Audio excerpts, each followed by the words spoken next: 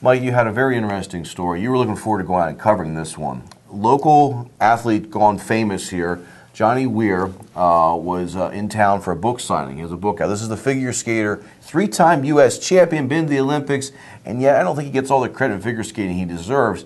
I want to ask you about your impression of the interview with him and just the whole scene in Barnes & Noble. But I also want to, you had a comment in your book, or in your story, saying that Johnny Weir is the most famous, get this correct, the most famous athlete in Lancaster County. And I first thought, you're kidding me. And you mentioned Jim Furyk. I thought, well, Jim Furyk's more famous.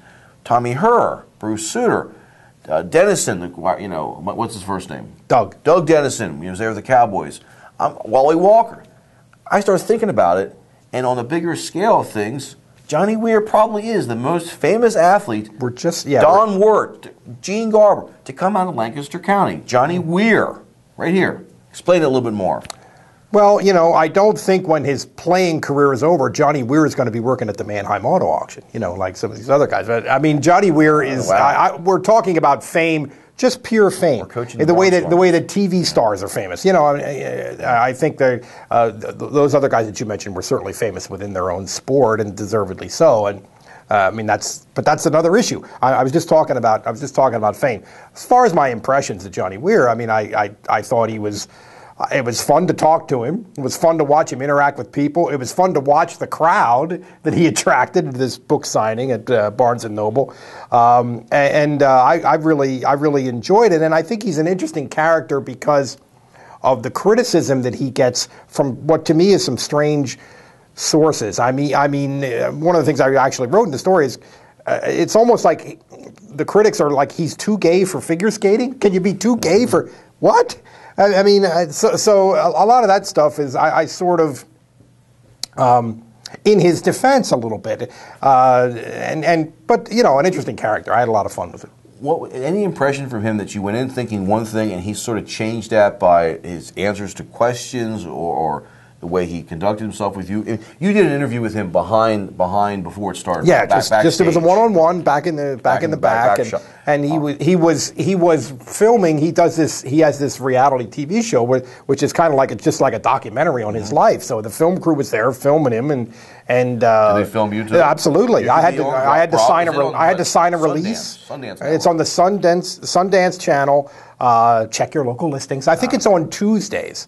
And you know, depending on how much of this thing they use from Barnes & Noble, I should be on there. So, you know, watch the Nielsen's go nuts when that happens. But you know, it was surprised me. Not really. I mean, he was an articulate guy. He was a smart guy. He was funny at times.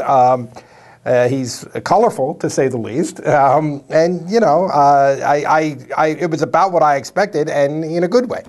I think his answers, he's probably been hit with some of those questions, but I think in some ways you hit him with a few different ones. But it seemed like he articulated, from talking to you and then also reading your story, articulated himself very well and wasn't real defensive. He had some good answers thought out, correct?